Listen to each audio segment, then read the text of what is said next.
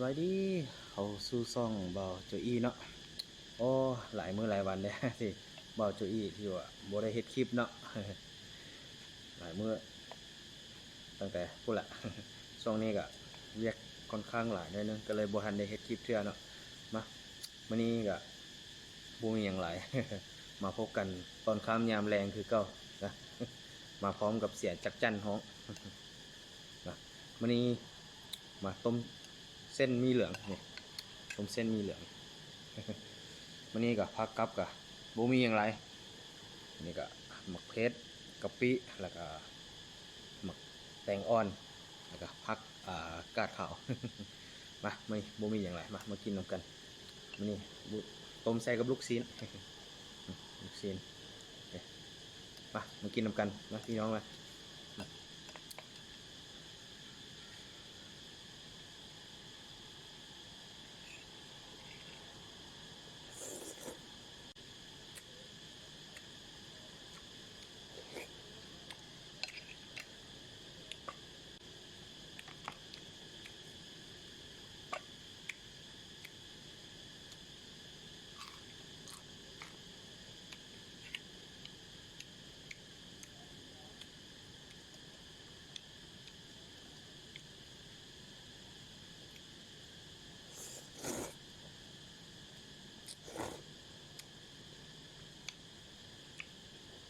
ต้มเส้นหมี่เหลืองพี่น้อง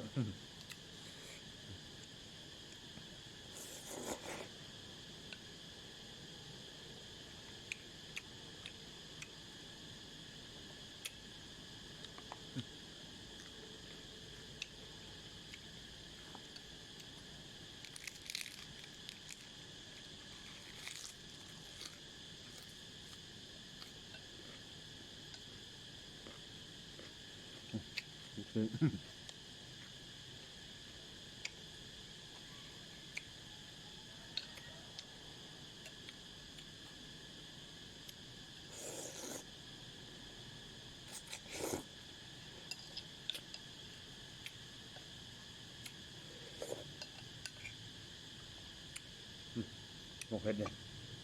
คุยใส่รถ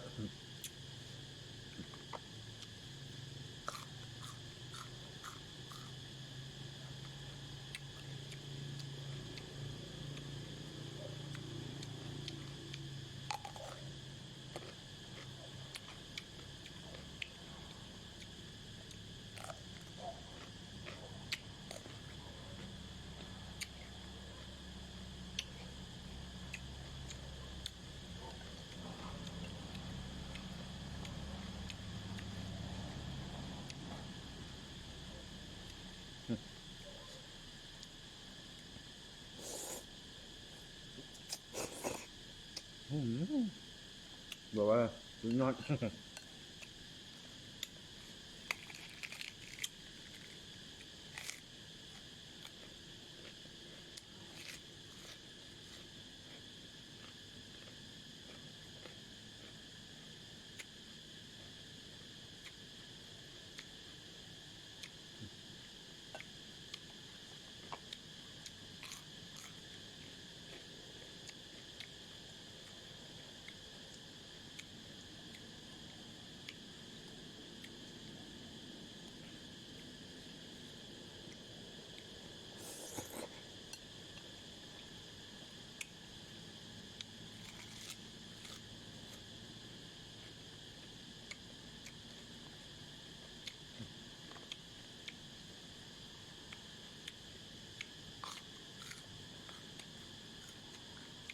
วันนี้ไปตัดทรงผมใหม่มาฮ้อนเพราะพี่น้องกูชื่อว่าเอ้าแม่นบ่าวจุ้ยอยู่บ่นี่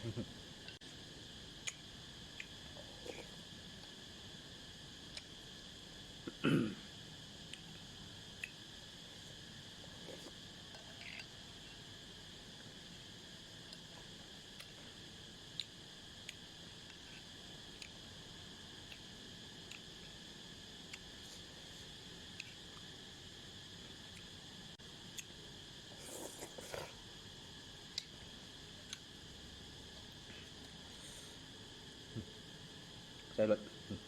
คำใหญ่ๆแล้วนี่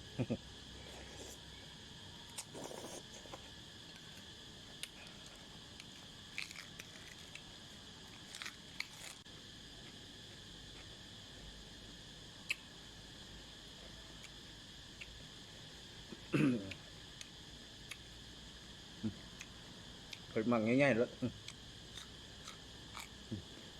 บ่เผ็ดพี่น้องง่ายละ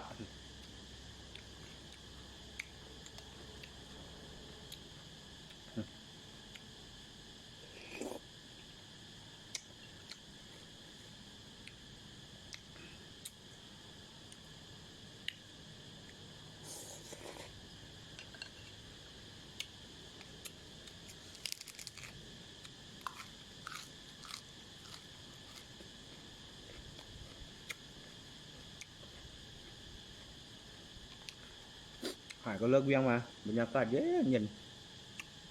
จะลมอยู่ซื้อบอกว่าฝนแหละฝนมือเดียวแล้วเลย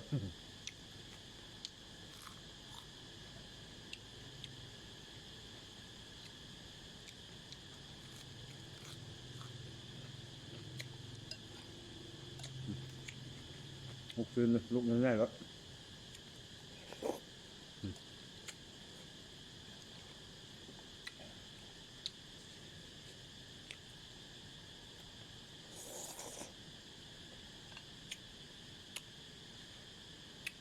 มันแจงอ่อน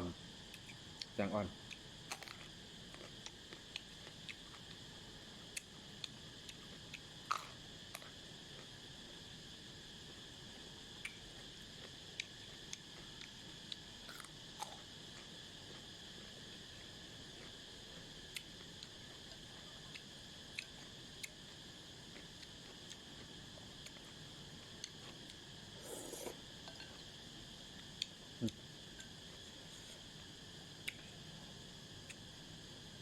ลูกชิ้นน่ะพี่น้องลูกชิ้นน่ะคำง่ายๆแล้วมันแซ่บ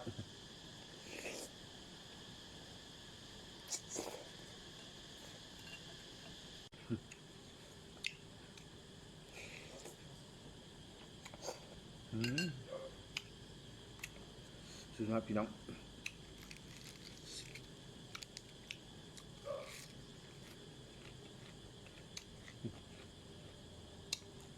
โอเคเนี่ยคำง่ายๆแล้วพี่น้องเลยกับกะปิ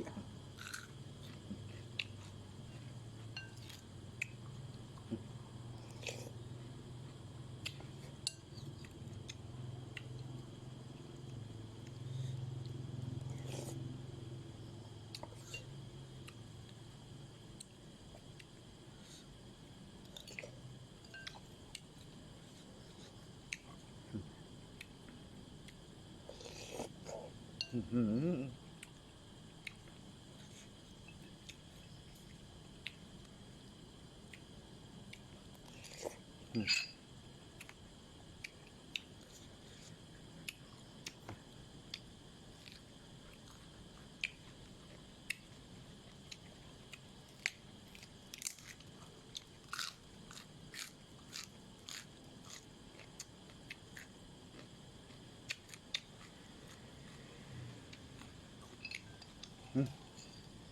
มาคำสุดท้าย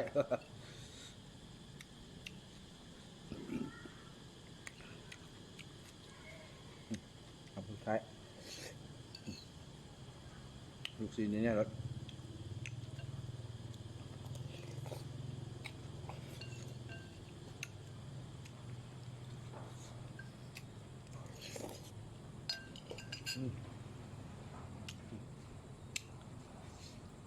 คำสุดท้ายเนาะเป็ดเนี่ยน้อยง่ายๆแล้ว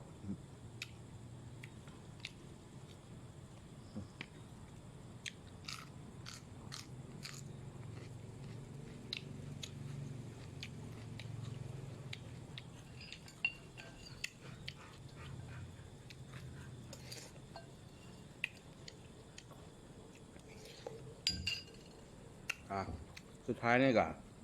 ฝากพี่น้องเนาะกดไลค์กดแชร์กดติดตามให้